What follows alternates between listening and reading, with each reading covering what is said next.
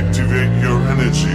Welcome to the Activated Authors Podcast, a show where we distill the core principles of what it takes to become a happy, healthy, and productive author, no matter what stage of the journey you're at. I'm your host, Daniel Willcocks. I'm an international best-selling author, as well as an author coach, speaker, and creative entrepreneur. But most importantly, I'm a lifelong student of all things productivity, psychology, and human behavior. Thank you for joining me for today's episode. Without further ado, let's dive in.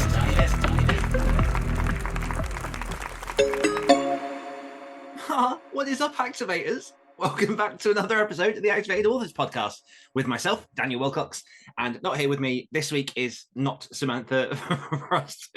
So I'm gonna jump straight in with some of the typical stuff, but this is gonna be an atypical episode. Once again, we are pulling an interview from the vault, one of my favorite interviews I've had in the last few years, because it is the summer holidays. There has been lots of activity with kiddos and other things that long-term listeners will be somewhat aware of in the background. And so just firstly, apologies for no episode last week. Days literally just swept away from me. As I say, I've had my little boy for the last 8-9 days, going to like medieval festivals and trying to do all the things that single dads do over the summer and just generally have fun while trying to keep on top of everything. So apologies for those who were expecting the episode last week. We have an episode this week for you. As I say, it's one pulling from the vault that I'm very excited to share with you, because I know that we've had a lot of new people jump into Activated Authors in the last year, 2 years. And this one is from 2020 with the insanely talented, wonderful, charismatic Jenna Moreci, one of my favorite people. But I'll go into that very, very shortly. For now, I'll try and go through the typical format solo and get most of that done without the wonder and charm of Sam, who will be joining us back in the channel next week. And so just a reminder for people that if you want to find myself, find Sam, and find everything that's going on at Activated Authors, we have our website at activatedauthors.com. But you can also jump into our Discord community, absolutely in free. So you can jump on over and join dozens and dozens of other writers who are all sharing knowledge, sharing experience, supporting each other, just having a good time over at the Discord channel. We've got loads of things on there, so it's not just about the writing craft, although that is a big chunk of it. We have all different things there to share and celebrate wins and author life, and share your favorite books and movies, and plug anything that's annoying you. Like, it's a whole wealth of stuff over there, so feel free to jump in. That's absolutely free. You can do that at activatedauthors.com or activatedauthors.com/join. Try to make it very easy for people to do. And just a reminder as well that the Activated Authors website services are now live and available. So over at activatedauthors.com/websites, sensing a theme here with where all of this information is held, I can design your author website for you. So I've done a bunch of websites for different authors over the last few months. You can check out the full portfolio over there. But it's something that I'm really enjoying at the minute, and really like it uses a lot of my experience from the last 10-11 years of marketing and design and being an author to try and make really compelling, really attractive websites for authors that work, that create conversions, that help get readers in, and just make you look really slick and professional and polished. And then just another big update as well. There will be, for people on the mailing list, there will be an update on this coming out later. Flash Fiction February, we are trolling along. We are getting to a point in which we will very, very soon be having the final sort of shortlist for the stories. So we're making our way through the reading. We're getting those done. It's taken a little longer than expected. We had hundreds and hundreds and hundreds of entries over the 28 days in February. But just to reassure people, that is coming. We are still on it. It is still rolling. And very, very soon, we should be in contact with the people who were successful and the people that were unfortunately unsuccessful. But whether or not you have made it into the anthology or not, you will be hearing from us in some manner or another. So if you've heard nothing, that means we haven't yet gotten to that final point. But as I say, I'll be sending out a newsletter later today to share that to everyone who's on that list and to make sure that everyone is in the loop of what's going on.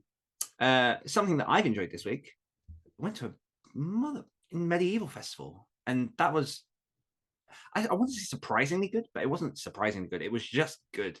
I found my roots in fantasy into writing. I hobbled into horror through fantasy, and I've still got plans to write some fantasy stuff. So the whole medieval scene really, really appeals to me. And I've never been to one of these festivals before. And, you know, I've seen things of Renaissance fairs and other stuff. And I was like, you know, let's go along, see what's going on. So I took my little boy, Sam took her boy, and then we went over and we saw some blacksmithing, we did some archery, we saw some jousting, there was lots of fire, there were witches' covens. It was like it was just a whole immersive experience. And my favorite part of that, managed to sit down and stroke 4 basically wolves. They weren't full bred wolves because apparently they're illegal to, have people stroke and to domesticate, but they were like apparently like 90 something percent wolf DNA, and I sat down and I stroked them, and it was just a wonderful time. So really, really healing, really, really fun, and just a really good time. So if anyone is writing fantasy and has a chance to go to a medieval festival, or even if you don't write fantasy, just go, because it's a lot of fun. Wins from the community for this week. I have 3 because I'm going to make up for not saying any last week. And the first one is our wonderful Activated Authors ambassador, Emmy, has finished book 9 and is going on into the edit. So that is huge. So congratulations, Emmy. Katie Tate is exploring jumping into paranormal romance. Very, very Lovecraftian inspired, it seems. And I'm very excited to see what happens there. And J.A. Mortimer, who I haven't seen around before, so I'm going to say that you're somewhat new, and welcome to Activated Authors, is editing 2 chapters of book 4 every day, which is getting along. That's the Activated Author spirit. That's making the words happen and getting the books finished. So a huge congratulations to Emmy, Katie, and J.A. And I'm very, very aware that I talk fast. It's not unknown to me, so excuse me if I'm breathless from my own speaking. This is why I have a co-host, so they can make me breathe. Today's guest is the insanely talented Jenna Moreci. She's one of my favorite people in self-publishing. She is the author of The Saviour's Champion and the companion book Saviour's Sisters, which is one of the best-selling fantasy books that she has written. She is a YouTuber with 279,000 subscribers as of this recording, which has shot up since I last spoke to her, which is incredible. And she's also the author of the nonfiction Shut Up and Write the Book, which is very much in Jenna's style. And I am very, very proud to have been quoted as quoting her book multiple times. I provided a quote as I was an early reader for this book that says, "You'll struggle to find a more in-depth guide to planning and writing your book in this modern publishing era." And I stand by those words. They are as true now as they were when she published the book in January 2023. And yeah, this is, as I say, it's one of my favorite interviews. She's just a very, very fun person to interview. She's a delight. She's a wealth of knowledge. And in this interview specifically, we go into lots of things about creating content on YouTube and how you can make a go of becoming a YouTuber and growing your channel. We talk about diversifying income streams, which is obviously hugely important for making it a successful author in this day and age, no matter whether you're traditional or self-published. And we also talk about cultivating superfans, which is one of my favorite topics, because if you don't have the fans, you don't have the career, basically. So I'm going to say no more. I'm going to jump over to 2020 Dan, speaking to 2020 Jenna Moreci with timeless advice. Let's go.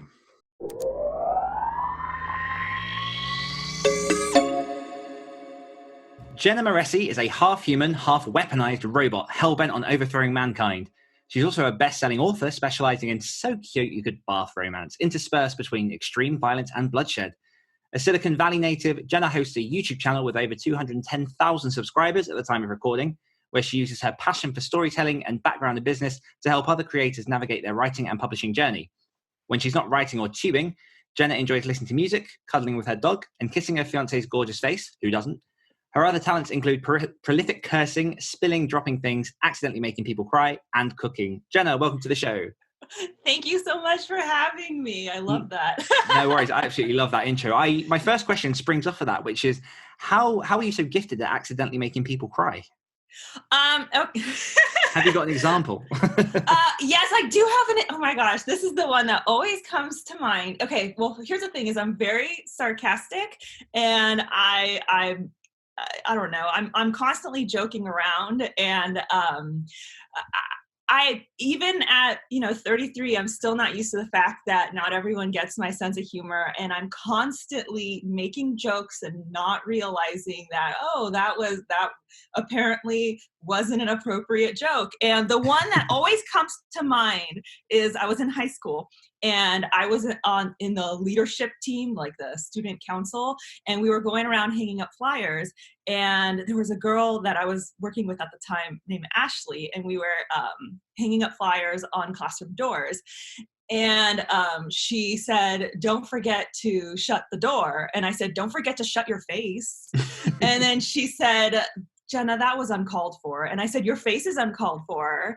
And then she said, why do you have to be so mean all the time? And I said, why does your face have to be so mean all the time? And I thought she was just playing back with me. It was a your face joke. I mean, everyone knows your face jokes are jokes. Absolutely. She started crying, and I'm laughing because I think that, we're bantering. I'm laughing. And then I realized that those are real tears. And then I'm like, wait, are you actually crying? And the other girl with us, I forgot her name, goes, haven't you done enough, Jenna? And then from that point on, Ashley was like the sweetheart of the class. From that point on, I was like blacklisted. No one liked me. No one would talk to me in that class because I made sweet little Ashley cry. But to this day, I think it's not my fault because Amazing. Everyone knows that your face joke is just a joke. I did not actually want her to shut her face. They're just empty and hollow. I used to live with a girl that used to just constantly do that pretty much every sentence I said. And it got to the point where he's just like, do you know that kind of exhaustive, I don't know what to do. All I can do is just sigh. That's all I'm going to give you. Yeah, I mean, I feel like there are some jokes that are just so obnoxious that people are always kidding. That's like your face, your mom, name of your sex tape. Those are things everyone knows. It's not serious, but Ashley didn't know, and it ruined my reputation in that class. Oh man, see, my head's now gone to how many your face jokes can I fit into this interview? But I'm going to try and be professional, and every sentence I'm just going to throw one in. But let's dive in a little bit to your writing and your journey. I'd love if you could tell my audience a little bit about how you got into the world of writing and what your journey has looked like up until this point. Well, in terms of how I got into writing, I've literally wanted to be a writer since I was 6 years old. In the first grade, we used to make construction paper books every Monday or Friday. It was one day a week.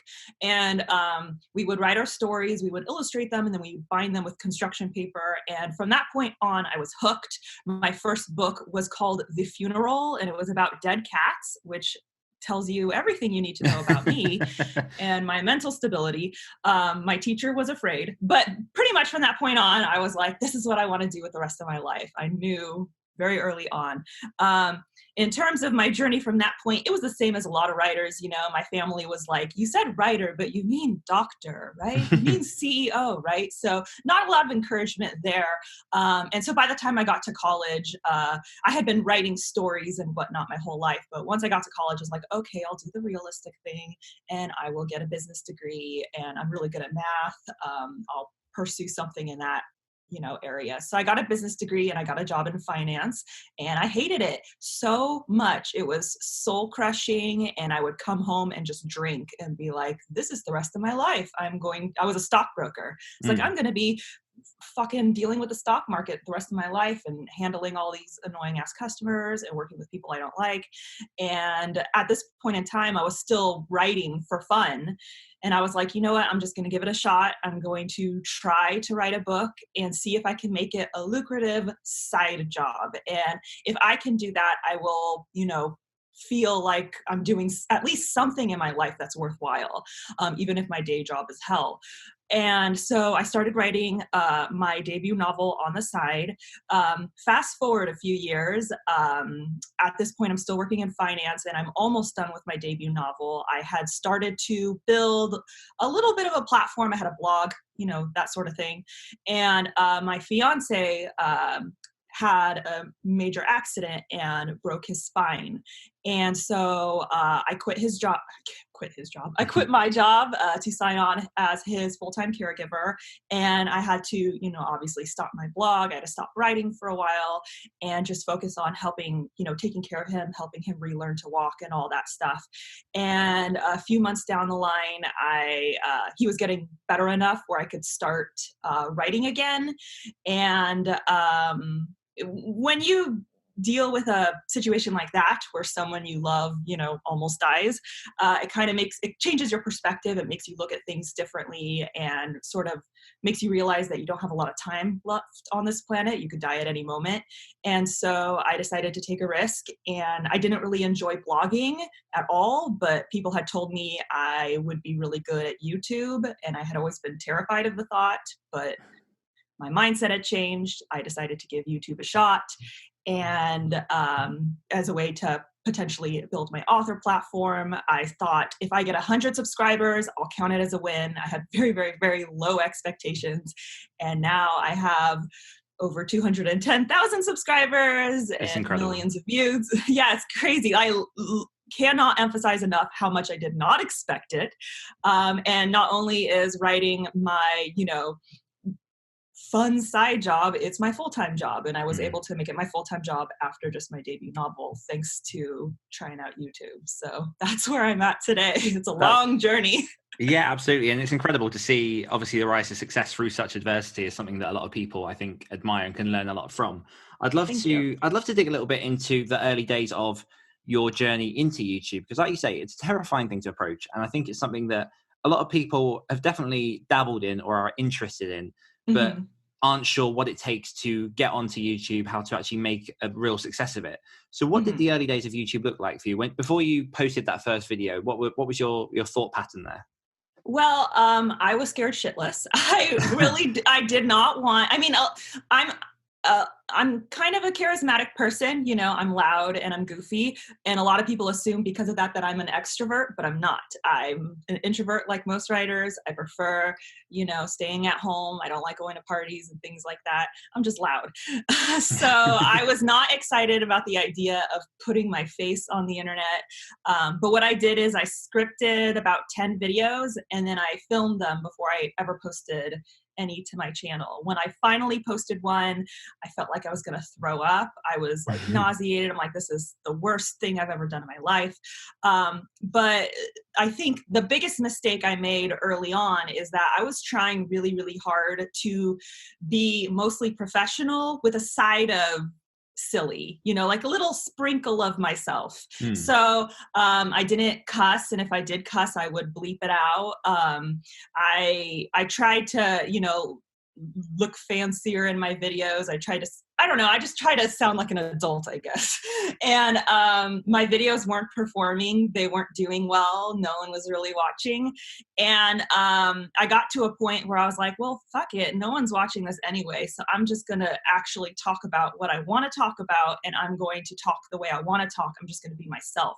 And once I did that, my channel took off pretty much overnight. It was an instant reaction. It went from like 100 subs to like 7,000 subs in a week.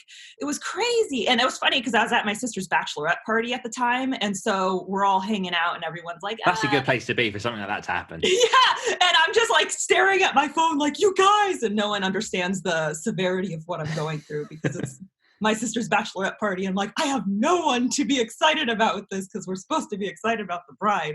But yeah, it was just an overnight thing. And the lesson from this is not cuss a lot in videos and you'll do well. It's just that because I have friends who are great on YouTube and have the total opposite format as I do. It's just authenticity makes a huge difference. People can smell a phony a mile away. So if you're yourself, it'll make people a lot more comfortable and a lot more interested in what you have to say. So that's always my number one advice for people. So do you attribute your change of demeanor entirely to the overnight success, or do you think there were other factors there that you can maybe think of that helped spread your video?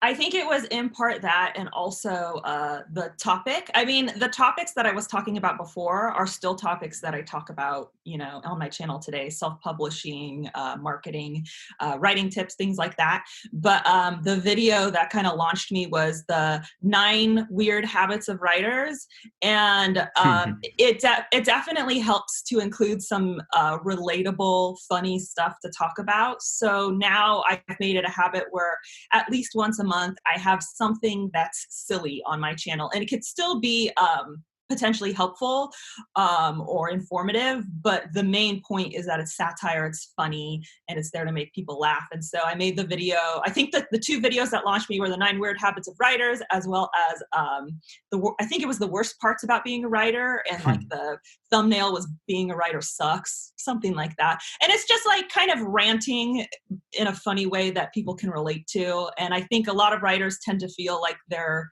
alone in this. It's kind of a lonely profession, and seeing someone on the internet who's going through the same shit as you, kind of it's refreshing and it makes a difference. Yeah. And what scale on the timeline did this all happen? Because if I've got my dates right, your first video or your first public video is currently up on YouTube, launched in July of 2014. And then your first novel came out in August of 2015. So was the acceleration in that timeline, or was it sort of after your debut novel launched? It was before my debut novel. I think it wasn't. That was many, many moons ago. I can't remember like the exact dates, but it wasn't, it definitely, it took off before my debut novel launched. But when my debut novel launched, I had like 9,000 subscribers. So for me, that was a huge jump from the 100 I was aiming for, but it's nowhere near where I'm at now, which is the, 200 plus thousand subscribers. So it had started taking off, but it pretty much around my debut novel, I was at 9,000. And then after my debut novel came out, I think because it adds some credibility to the advice you give, then I had another huge boost and I went from like 9,000 to 50,000. And that's when it started to get very real. Like, oh crap, I'm a YouTuber now. This is very bizarre. Yeah, no, I definitely want to dig into that a little bit further, because I can imagine there are a lot of people listening to this who, like I say, like the idea of YouTube, but maybe haven't launched their first novel and think they're not credible enough to actually spread that message, to record these videos, unless they've released a book. Was there any hang up beforehand of you being in that situation, and how did you overcome that? Absolutely. What had happened was that I had a blog, and I shared a lot of my writing on it, and I had followers who would write me and say, "You're really good at writing. Could you critique my work?" And I kind of used that as a way to build my audience at the time. And a lot of them were like, "You're really funny and charismatic. Why don't you do YouTube and give writing advice?" And I was like, ha ha ha, no way. I'm not even published. I'm not a credible source. But I got that message so often that after a certain point, it was like, well, maybe I am credible because people keep asking me to do this. So when I started my channel, I was very honest about the fact that I'm not published yet, I'm just writing my debut, and I think being honest and upfront makes a huge difference. I'm not claiming to be an expert. I'm just giving my advice because my advice was requested. And if you don't want to take my advice, you don't have to. You can go elsewhere. It's, 100% your prerogative. I wouldn't blame you. So I think so long as you are honest about why you're starting the channel and you're honest about your credentials or lack thereof, it makes a difference. And never, putting yourself out there as an expert in something that you're not an expert of. And also to this day, I will not cover a topic that I don't feel like I'm qualified to talk about. One of the most requested topics I get asked about is short stories. I haven't written a short story since I was in college. So I won't talk about them. I won't give advice because I don't feel like I know what I'm talking about. I reserve video topics for things that I do feel like I'm qualified to discuss. Absolutely. I guess it comes back to that argument of when in your writing career can you call yourself a writer? And ultimately, for some people, that's when you have released your book. For other people, it's just when you're performing the art of writing and you're doing it regularly and you're putting the words on the paper. I think personally, you're a writer once you write. Yeah, I agree. I think you're an author once you've published something and you've sold at least one copy, because I'm very like logically minded, and those are the actual definitions of writer and author. Writer is someone who writes, and an author is someone who has made money off of their writing. And so that's how I see it. And if anyone wants to refute it, just open a dictionary and I'm right. You're wrong. Shut up. I have the backup to prove it. Right. What does it mean to be a writer on YouTube? Well, oh man. Okay. Well, I'm trying to think of a way. My first thought is that it's a double-edged sword.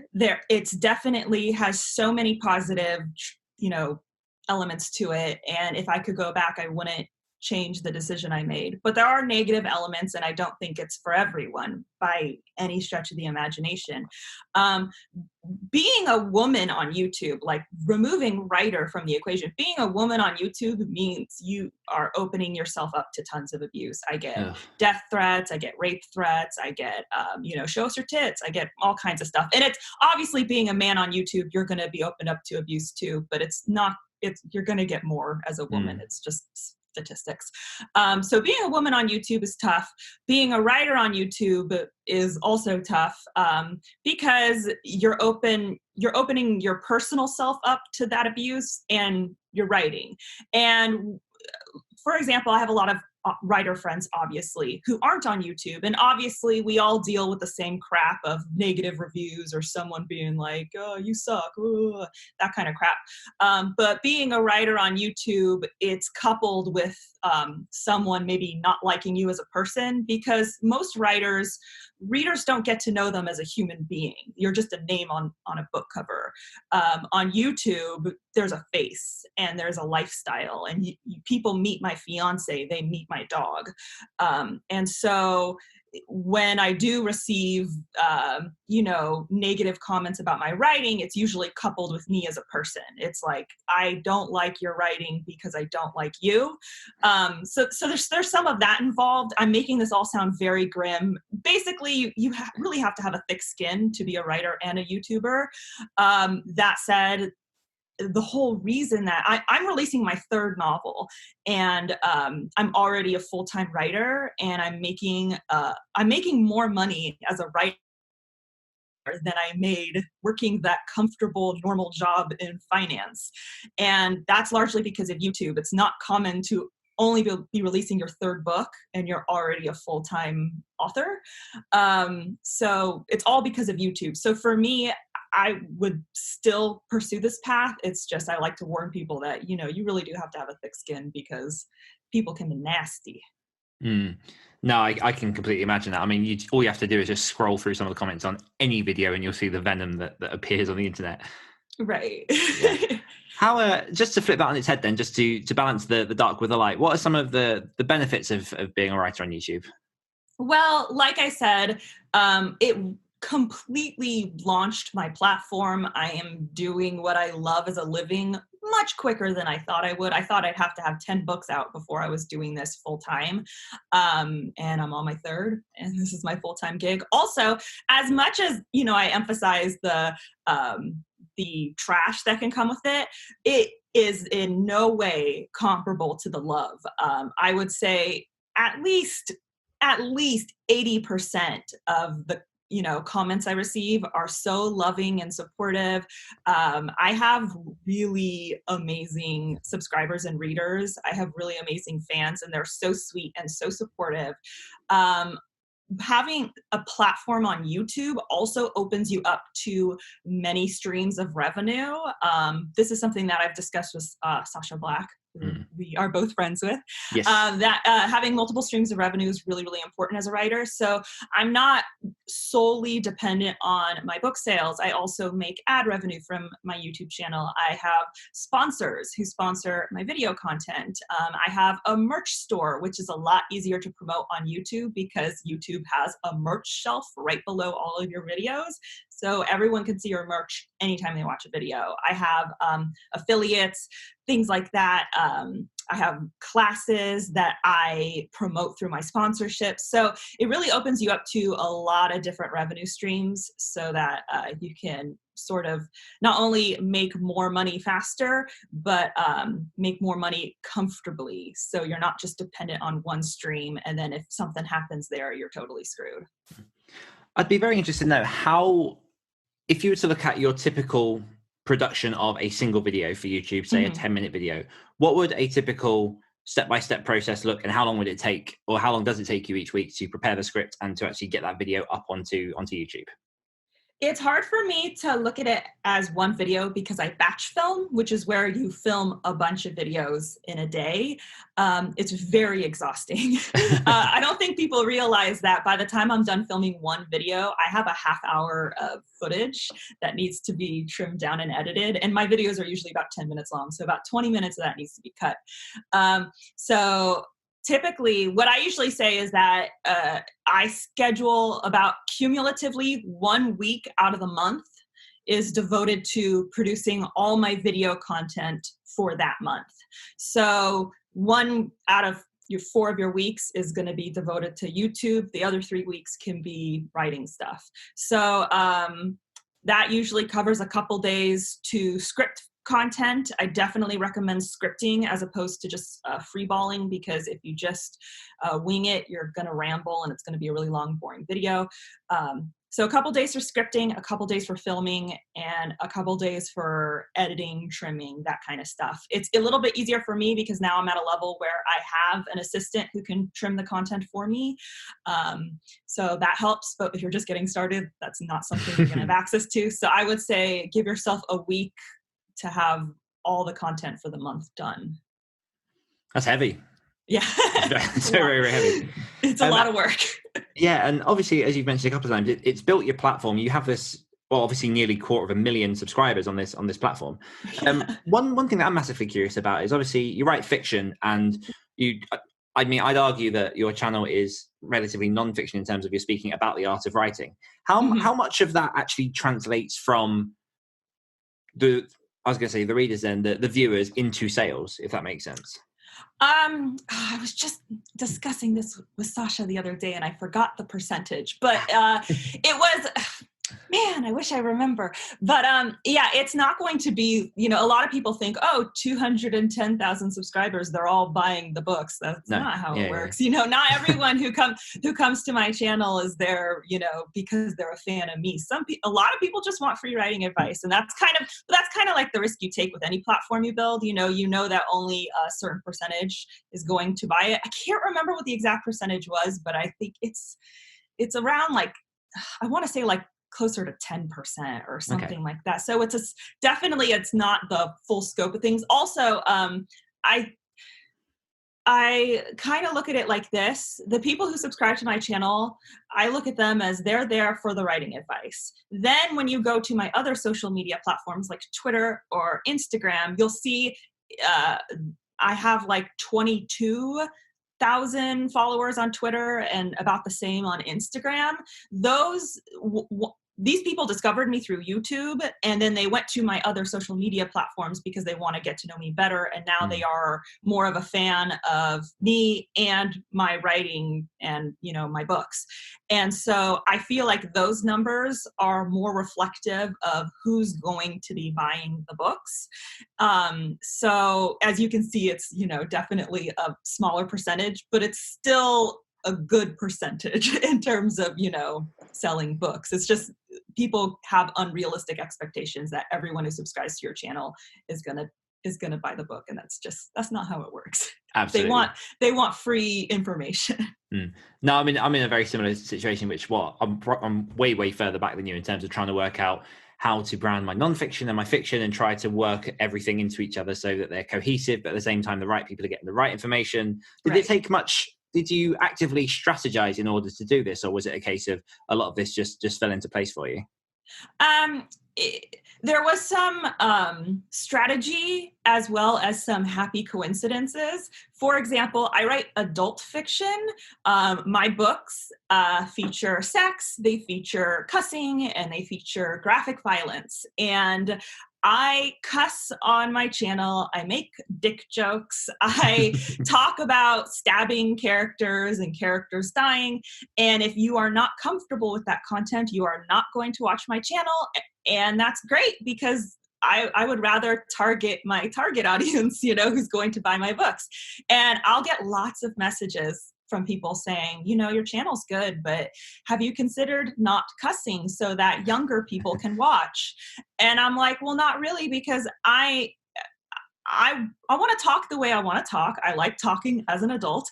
And also I'm trying to target my target audience is people who will enjoy adult fiction. And it doesn't benefit me to get, I mean, maybe this sounds selfish, but it doesn't benefit me to have a bunch of 11-year-olds, watching my channel. What if they buy my book and then they're like, Mom, what's a cock? Like I don't want to be in that situation. So a lot of it is, this is just my personality. This is how I talk. So it worked out, but it's also how I write. So the way that I built my platform, the kind of humor that I use on my platform, it all translates into my writing as well. So it's half strategy, half, oh, that's a very happy coincidence. I'm glad it worked out that way.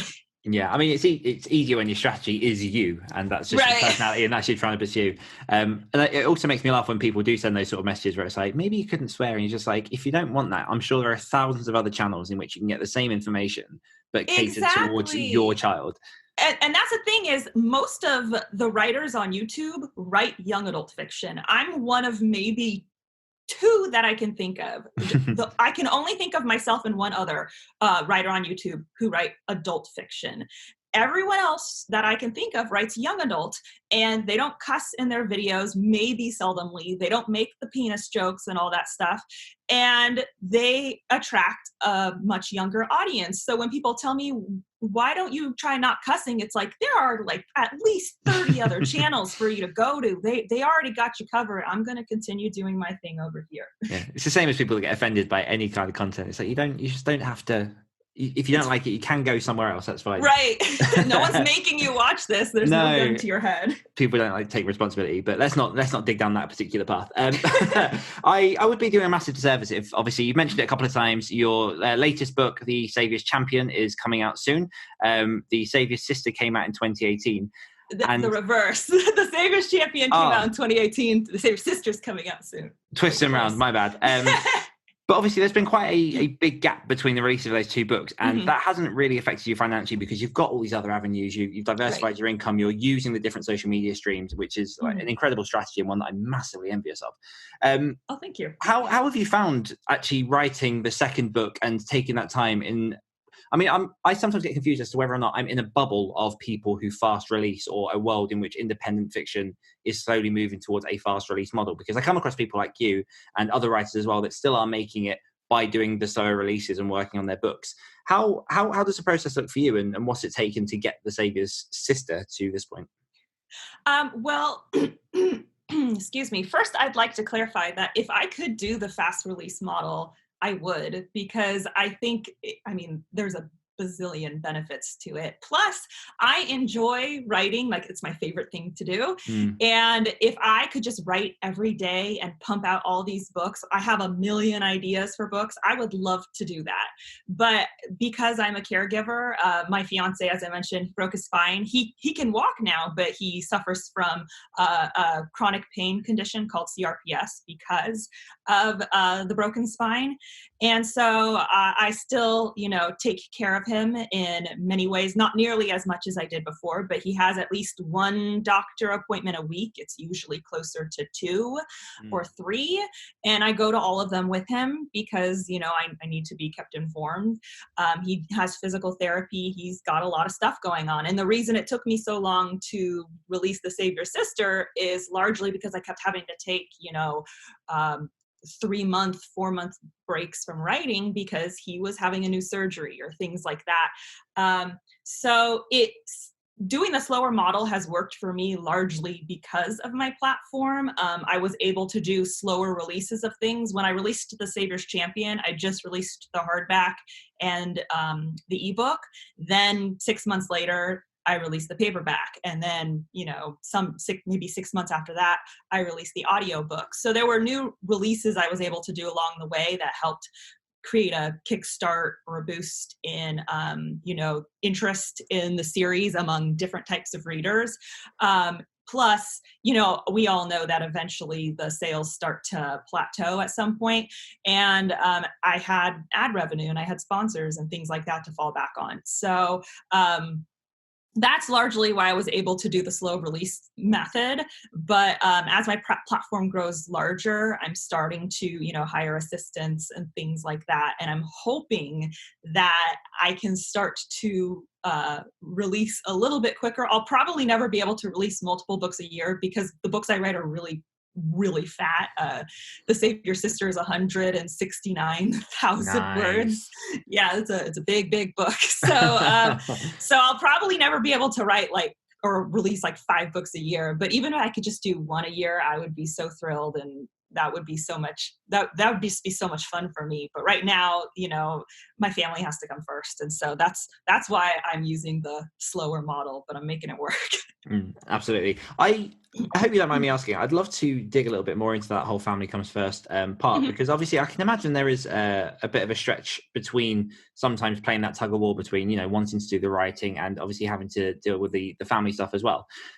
For listeners who might be in a similar situation, how do you keep your mental well-being at a point in which you can continue trying to do both sides of that? Well, my mental well-being, I'm not sure how great it is. No, I'm just kidding. Sort of half kidding, half honest. Well, it helps that my fiance Cliff, he's extremely supportive. He was, when I first started writing my debut, he was quite literally the only person who was on my team. All of my friends at the time thought it was the dumbest thing. They were all like, "Oh my gosh, are you going to be the next Stephanie Meyer Twilight? Oh, it was about vampires." Everyone that I worked with obviously thought it was so stupid. My family was displeased, to say the least. He was the only one who was like, "Jenna, you're an amazing writer. I've read your stuff. You have to do this. You'll regret it if you don't." He's always been my biggest cheerleader. He's a musician, so he understands the creative element. As his caregiver, a lot of people in his situation, suffering from chronic pain. CRPS is actually the most painful of the chronic pain disorders, which is just fantastic, But most people in his situation, they become very hardened and bitter, understandably so. I'm not hating, but he isn't.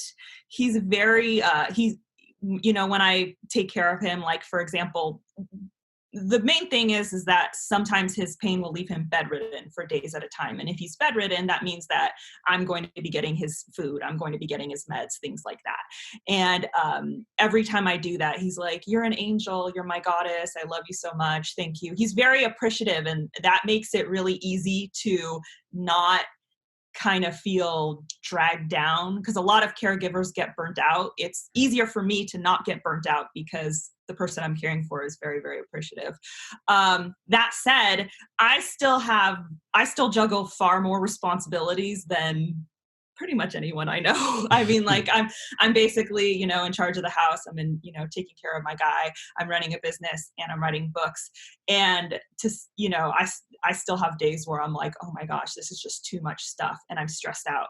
I think the ways that I personally handle it that has been helpful for me is, one, being honest with Cliff about it. Like, if I'm having a day where I just am I'm too overwhelmed, I will tell him, and he knows, okay, he's already going to do everything he can do on his own.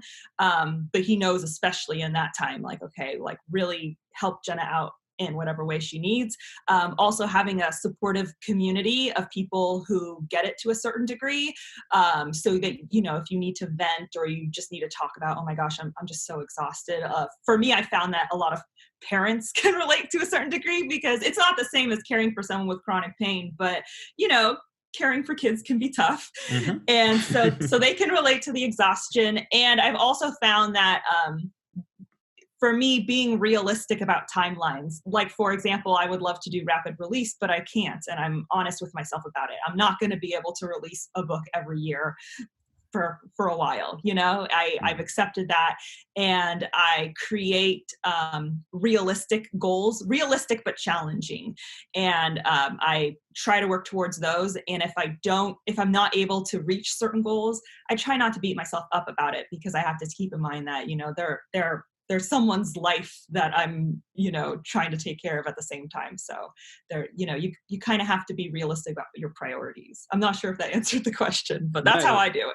No, that's perfect. Obviously, it's commendable what you're doing, and thank you so much for sharing that, because I know that that can be quite sore for some people, but I think that could be useful for some people listening to this show. When it comes to creativity and drawing inspiration, where do you go to keep yourself energized and keep the creative well filled? Well, I for me, I always say, like, I just have a very big imagination. I feel like a lot of people talk about, like, oh, read for creativity and, watch movies to get ideas and to get inspired. And I'm not saying that's not a good option. I love reading, but I don't read to get ideas. I read, to relax and have fun and unwind before I go to bed. I've just always had a very wild imagination. And I think that there comes a point when society sort of tells you that creativity is pointless, and it starts beating that out of you, and you stop thinking in that way, and you kind of lose the inner child. I was a little shit growing up, and I was very well, not really, actually. I was kind of a square, but I was rebellious in terms of imagination. And everyone told me that I had to start being more realistic, and I was like, never. And I kind of just never lost the inner child. All of my favorite stories and movies and things like that are the same as they were when I was a little kid. The kind of stuff I want to write is the same as it was when I was a little kid. I really love like the old heroic romantic fantasy movies, like Jason and the Argonauts, The Seventh Voyage of Sinbad, Clash of the Titans. They were my favorite as a kid. They're my favorite now. And that's the kind of stuff I like to write. Stuff that's like sword fighting and monsters, but also the guy gets the girl, that kind of stuff. And so for me, it's just very natural. Imagination is just how I've always functioned. It's been this way since I was a kid.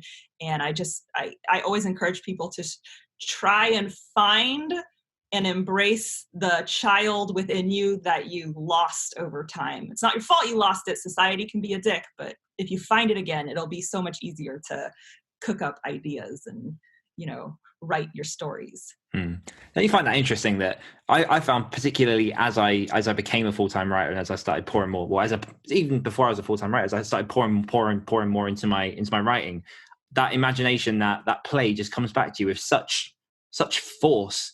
Right. And it just sticks with you, and it's just, it's kind of, I don't know, without getting all smushy, it's quite magical to be on this side of things. You're 100% right. I remember when I was in college, that was kind of my point, when I felt like bogged down by life and like, okay, fine, I'll do the realistic thing. This is going to sound so cheesy, I'm fully aware, but I started having a recurring dream, like literally once a week. And so I'm a big Greek mythology nut, like that's my shit.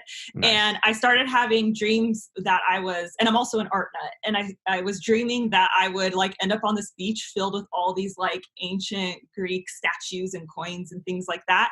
And every time I get there, I'd be like, it was very familiar, like, oh, I've been to this place before, and I was supposed to be looking for something. So I would show up on this beach with all these statues, and I'd start examining everything, looking for something, and I wasn't sure what I was looking for. And I had this dream all throughout college and going into my career, and it was bothering me, like, what does this mean? What am I supposed to be looking for?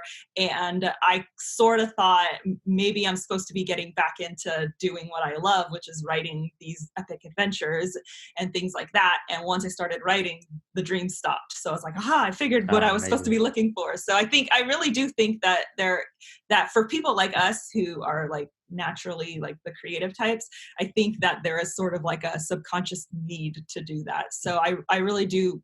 That's why I always encourage people, just try and find your inner child, because it probably wants to come out. It's probably dying and is bored. The oppression of society. I have one more question for you, and then we're going to jump into one of my questions from a patron, which awesome. The final question for you from me at this point is, I'll stop diddling and in a second I'll get to it, which is why, Jenna Moreci, do you write? And I think maybe it goes back into a little what we were just saying. Yeah, it's just it's like my favorite thing to do. It's been my favorite thing since I was a kid.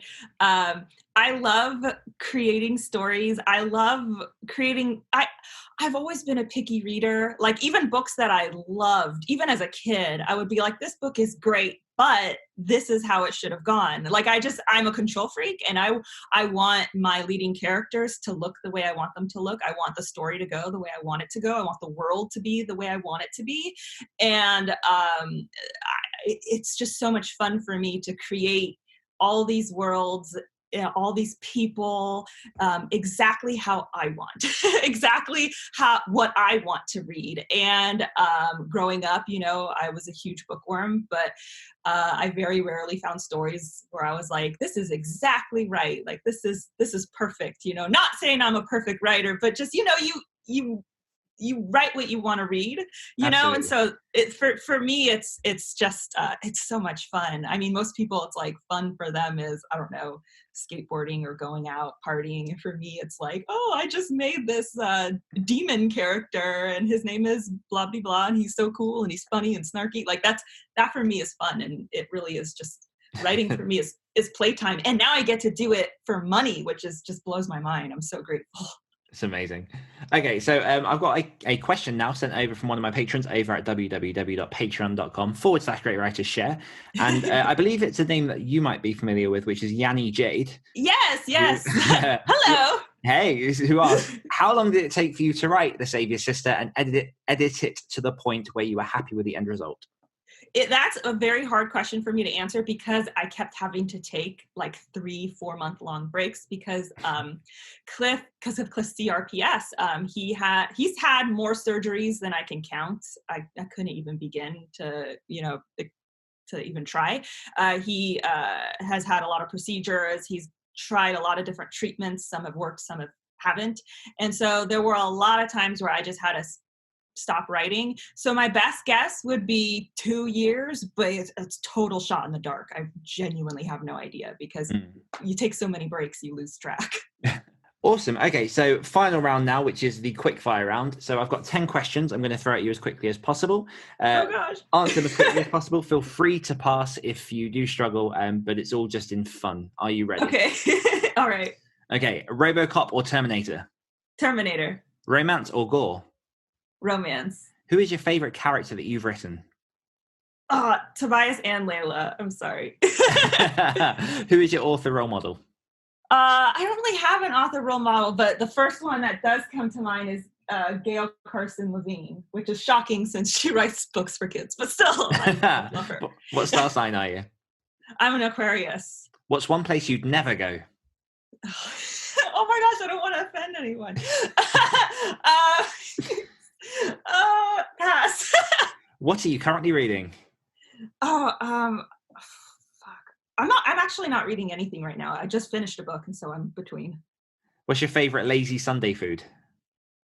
Pizza. Favorite sport? I hate sports. How many marshmallows can you fit in your mouth? Are they big or small? I'm assuming big. I don't know, maybe 6. I'm guessing. Beautiful. That's 10 questions. I've got one bonus question, which is where can my listeners find out everything about yourself and all that you're working on? Oh, yay. Okay. So my website is jennamoreci.com. That's JENNAMORECI. You can also obviously find me on YouTube at Writing with Jenna Moreci. That's my channel. The link is youtube.com/Jenna Moreci. I'm pretty much, if you type in Jenna Moreci on all social medias, you will find me. I'm on Twitter. I'm on Instagram. I am on Facebook.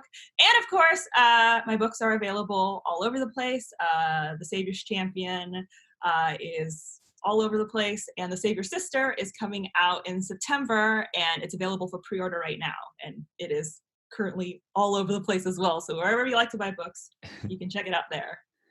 Beautiful. That's perfect. I'll put all those links in the show notes for everyone so you don't have to scan all over the internet. But one last thing from me, which is, Jenna, thank you so much for your time and for coming on the show. It's been a genuine pleasure. Thank you. It was so much fun.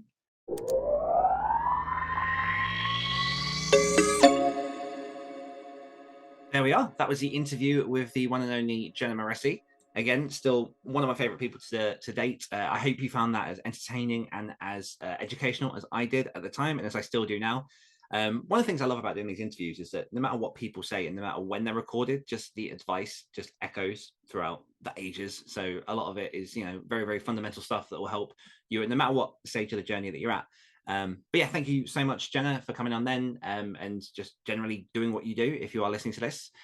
And I guess from me, there's nothing left to say other than join us over in our free Discord community. You can join us at activatedauthors.com. And I will say a massive thank you to you, the listeners, for tuning in. We appreciate you and the time you choose to spend with us each and every week.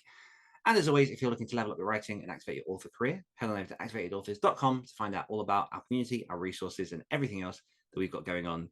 Remember, next week we'll be back to usual scheduling with myself and Sam. So I will say see you next week, and we'll see Sam next week too. Bye. Activate your energy. Thanks for listening to the Activated Authors podcast. If you're ready to unlock your true potential and activate your author career, then head on over to www.activatedauthors.com to find out more.